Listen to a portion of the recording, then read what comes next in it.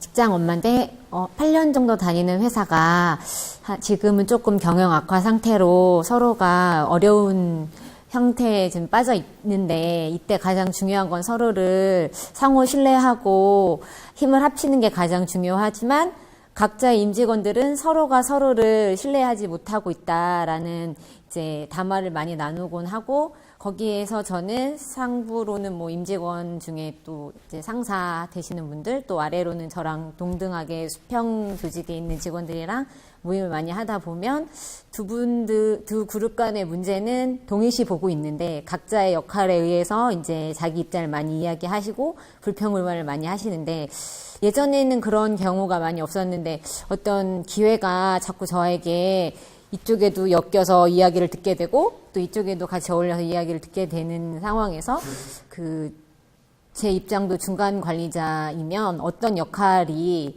가장 지혜로운 역할인지 그런 부분에 대해서 질문을 드리고 싶습니다. 백부입니다. 박수를 안 치세요. 자, 이게 중간 관리자, 위로는 상사가 있고 아래로는 부하가 있는데, 자, 이건 뭐 매우 중요한 질문이에요. 우리가 늘 겪어야 되는 과정인데, 이게 이제 평화시가 구분했으라고. 평화시란 말은 회사가 지속적인 성장한다고 이게 지속적인 성장. 여기 쉬운 말로 하면 인플레이션이네. 인플레이션.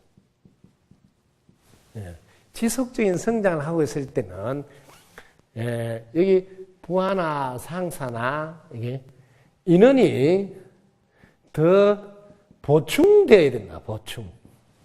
성장하고 있으니까. 이럴 때 이 평화시에는 인원이 보충되어야 되니까 여기에 문제가 생길 확률이 최소로 줄어든다. 왜? 일단 보장이 되니까요. 자기들은. 그러니까 뭐 큰 불만이 없어요. 단지 뭐 월급을 좀 작게 준다는 이런 불만은 할 수 있지만, 그런데 이게 지금 위축이 됐단 말이야. 이게 뭐냐, 평화시가 아니고 저는 이걸 뭐냐면 결정적인 상황이라고 그럽니다. 이걸 위기라 그래요.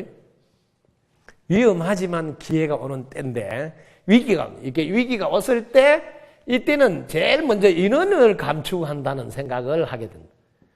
왜냐하면 경상경비가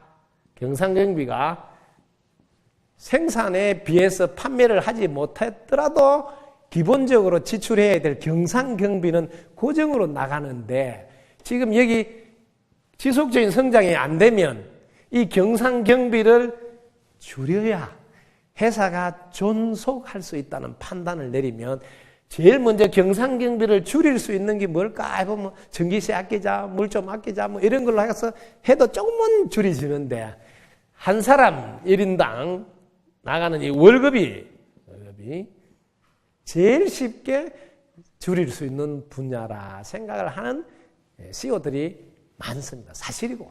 왜? 다른 것보다 확실하게 표가 나게 경상경비를 줄일 수 있거든요. 그래서 이제 인원 감축이 딱 들어선다면, 이러면 이제 이렇게 이제 끼리끼리 패가 모여. 그래서 좀 나가주면 좋겠다 하는 마음을 은근히 버려. 왜? 나가주면 우리는 안 나가도 되니까. 아주 웃기는 심보가 형성되면서 분위기가 조금씩 균열이 생깁니다. 뭐 끼리끼리로 모여서 쑥득쑥득 하는 놀이를 하게 돼. 그래서 줄을 잘 서면 나는 감축에 해당 안 되고 붙어 있을 수 있다. 뭐 이래가지고 줄서기가 막 눈치 보이는 행동을 하게 돼.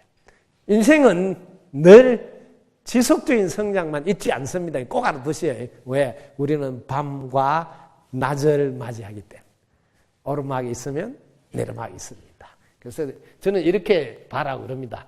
늘 이렇게 올라갔다가 내려갔다가 인플레이션 했다가 디플레이션 했다가 이렇게 할 수밖에 없는 거다. 이걸 알아. 그래서 여기 중간에서 이리 갈까 저리 갈까 차라리 돌아갈까 해도 소용없어요. 한 바퀴 돌면 똑같아요. 자, 이럴 때 평가하는 것부터 제가 먼저 이야기를 해야 돼요.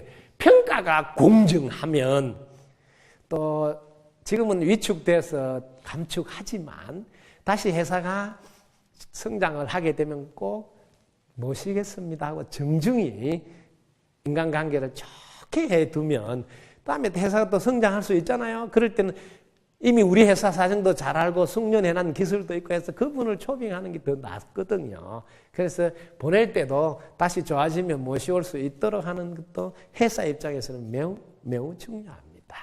자, 공정하게 평가할 때 기준을 똑같이 제시하세요. 자, 한결같이 참되게 하느냐 이렇게 하시면 됩니다. 여기 전제 조건은 다 한 몸인 줄 알고 혹은 한 배를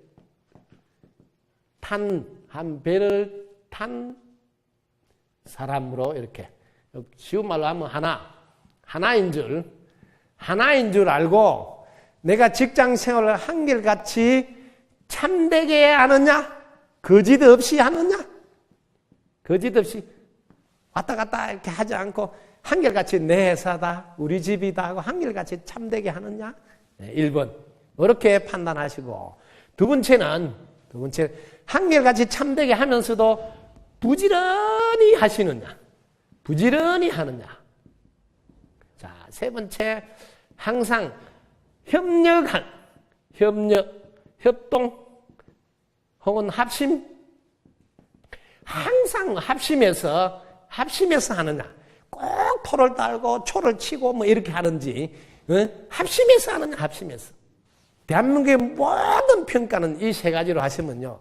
똑같이 답이 나와서 군소리가 없습니다. 이렇게 평가를 안 하고 다면 평가를 하는데 각자 우리 편은 좀 점수를 많이 주고 내한테 잘 보이는 놈은 점수 이렇게 합니다.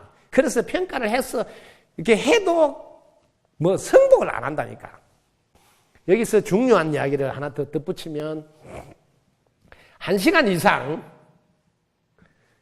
공부하고 출근하지 않은 자. 그런 분이라면 회사가 감축한다면 불안합니다. 왜? 경쟁력을 갖추지 못했기 때문에. 그동안 학교 다니면서 좀 들으고 보고 공부해난 그걸로 가지고 계속 풀어묻고 있다는 소리예요. 재충전이 없는. 매일 1시간씩 저는 우리 효심소 다니는 모든 남자들에게 이 숙제를 내주고 있습니다. 매일 1시간 이상 공부하고 출근하라고. 이게 진정 가족을 이해하고 사랑하는 아내에 대한 사랑에 대한 약속을 실천한 거다. 회사의 위기가 오기 전에 1시간 이상 매일 공부하고 출근한 여러분이 되시면 어떤 상황에서도 자기는 잘릴까봐 불안하지도 않고 설령 먼저 사표 나가 던지고 사표를 던지도 회사에서 붙드는 사람이 돼. 당신만은 가면 안 된다고. 이런 사람으로 바뀔 수 있습니다. 이번 기회에 오히려 잘 됐다. 공부를 좀 해서 내공을 쌓는 습관을 기르자. 이렇게 하면 아마 위험한 때가 바로 기회다. 위기가 기회단 말이 아마 실감 날 거예요.